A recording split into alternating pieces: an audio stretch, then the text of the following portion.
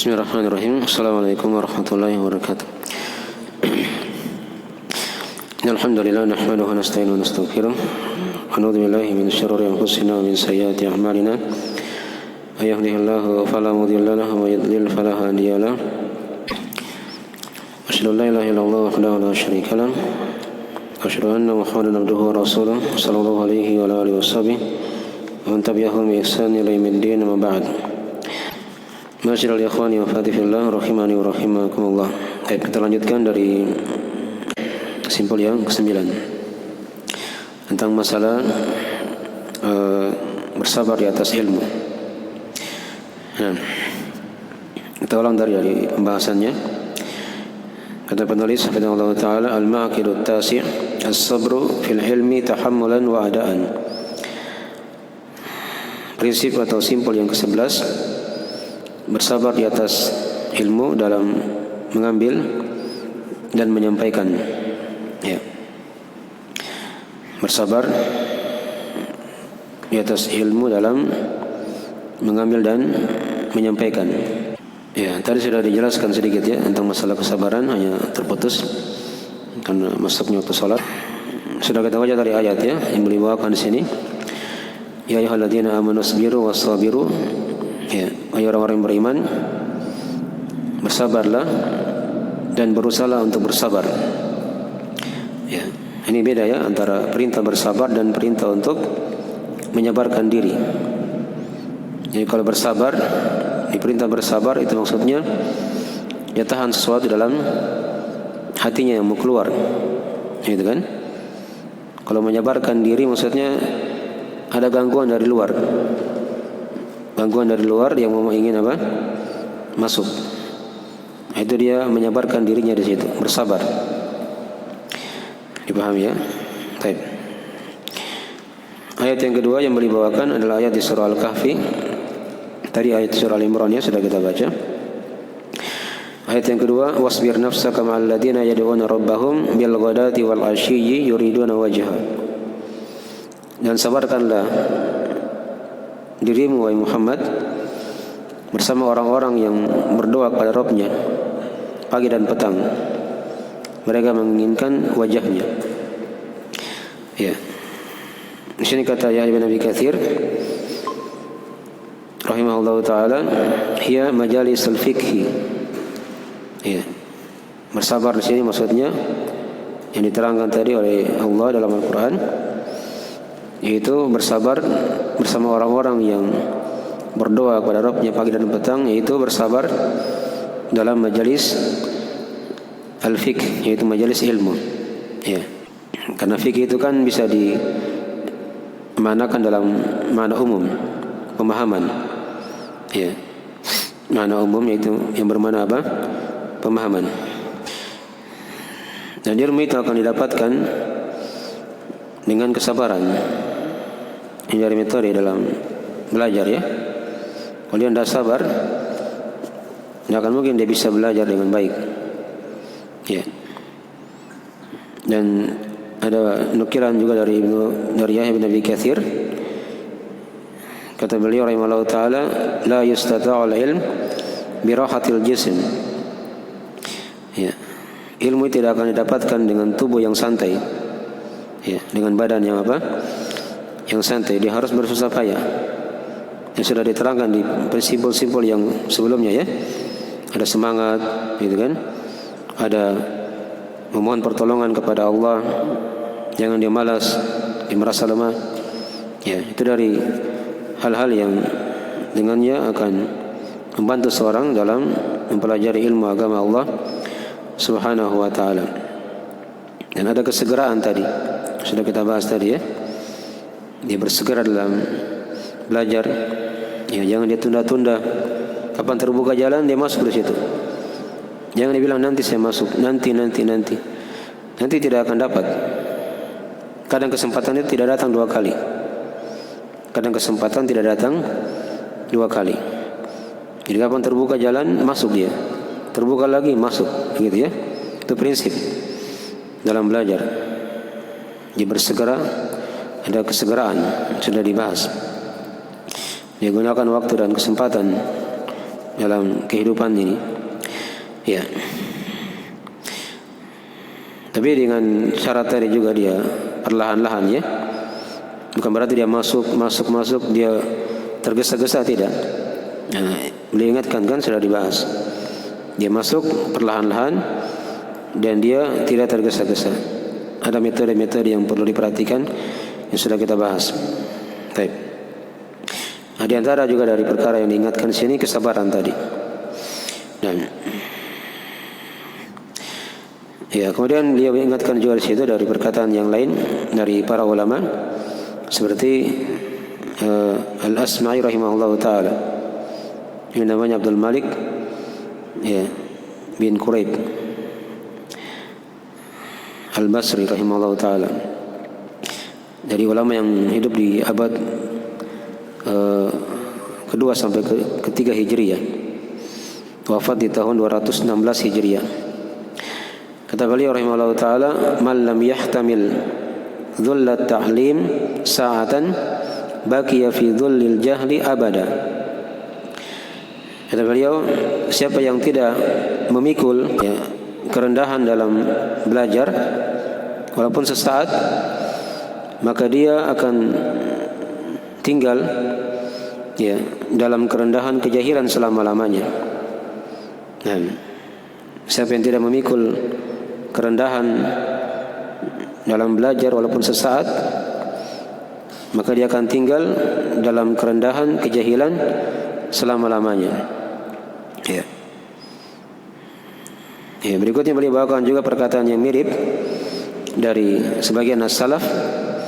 Ya, man lam yahtamil alam at-ta'lim lam yadhuq ladzatal ilm. Siapa yang tidak memikul kepedihan dalam belajar, maka dia tidak akan merasakan kelezatan dari ilmu itu. Ya. Ya seperti itu orang belajar ya. Dia rendahkan dirinya di depan guru misalnya kan. Nanti akan diterangkan di adab ya. Prinsip yang atau di simpul yang ke-10 nanti. Jadi dia rendahkan dirinya, dia duduk ya di majelis ilmu, dia merendahkan diri ya di depan guru misalnya kan. Mungkin dari hal yang memudahkan dia untuk bisa mendapatkan ilmu tersebut ya. Karena kapan dia tidak pernah berguru seperti itu, dia tidak pernah belajar, dia pikul misalnya kerendahan tadi itu. Nah, walaupun sesaat, maka dia akan pikul kerendahan apa? Kejahilan selama-lamanya. Dia tidak akan rasakan kelezatan dari ilmu agama itu. Nah, dipahami ya? Dan nanti akan datang di prinsip-prinsip atau di simpul-simpul yang akan datang, ilmu ini ada kelezatannya ya, bagi siapa yang telah masuk di situ. Ya. Nah, baik. Jadi intinya di sini kan diingatkan oleh beliau, kesabaran itu kan ada dua macam di sini ya, yang berkaitan dengan simpul dari ta'zim al-ilm ini, yaitu bersabar dalam mengambil ilmu, dalam belajar, diduduk di majelis ilmu. Dan yang kedua, ada kesabaran dalam apa? Mengajar. Ini bagi si guru ya, bagi si guru ya.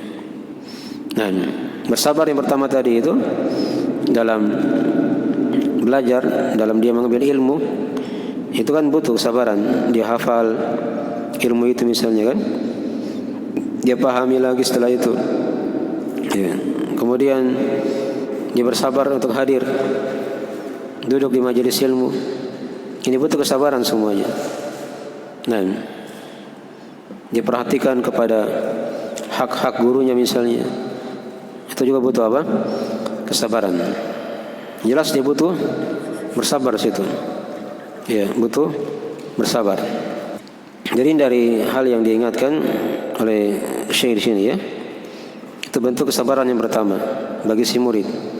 Kesabaran yang kedua yang melingkup bagi si guru. Ya, ketika dia menyampaikan ilmu agama itu. Nah, Dia duduk mengajari manusia misalnya, itu butuh kesabaran. Itu butuh kesabaran. Nah, baik. Jadi yang boleh ingatkan di sini ya, jadi kesabaran itu melingkup dua perkara.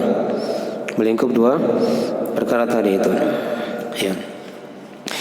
Dan sabar kan kalau dari sisi tinjauan lebih umumnya itu ada 3 macam.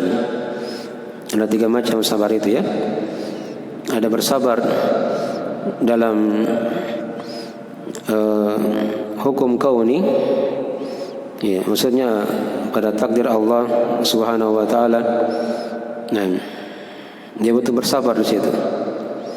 Mungkin ada hal-hal yang tidak dia rasa enak dari kejadian-kejadian, dia butuh bersabar. Itu satu jenis kesabaran. Kesabaran jenis yang kedua, ada yang namanya bersabar di atas ketaatan. Bersabar di atas ketaatan. Ya. Ibadah-ibadah itu kan butuh kesabaran semuanya. Masuk di sini mempelajari ilmu agama dari ketaatan. Ya, dan dia butuh bersabar. Kemudian kesabaran jenis yang ketiga yaitu bersabar di atas menjauhi dosa dan maksiat. Bersabar di atas menjauhi dosa dan maksiat. Hal-hal yang diharamkan oleh Allah, yang dibenci, dijauhi. Itu butuh kesabaran. Itu juga butuh apa? Kesabaran. Itu diterangkan dalam ayat Al-Quranul Karim di banyak tempat ya. Ada di surah At-Tur, ada juga di surah yang lainnya. Dikatakan oleh Allah, wasbir li hukmi rabbik. Ya, bersabarlah engkau wahai Muhammad terhadap hukum Rabbmu. Nah, tadi sudah diterangkan hukum Allah ada 2 macam. Ada hukum kauni, ada hukum syar'i. Hukum kauni itu yang tadi sudah diterangkan ya, mencakup hal-hal yang terjadi di alam semesta ini. Ada hal yang tidak disenangi, ya, butuh kesabaran di situ, itu wajib. Yang kedua ada hukum syar'i. Hukum syar'i itu ada 2 macam. Ada perintah, ada apa? Larangan. Hal-hal yang wajib, yang sunnah, ya, butuh kita bersabar di situ.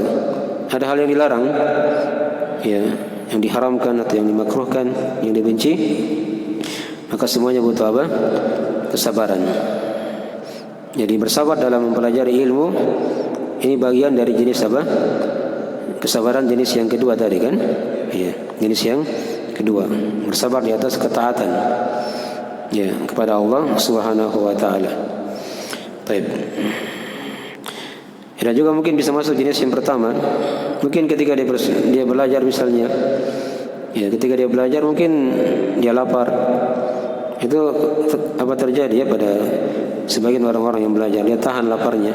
Itu hukum kauni. Maka dia butuh bersabar juga di situ. Ya. Dan selainnya dari hal-hal yang kadang ya ditahan ya dalam belajar itu hal-hal yang tidak kita senangi.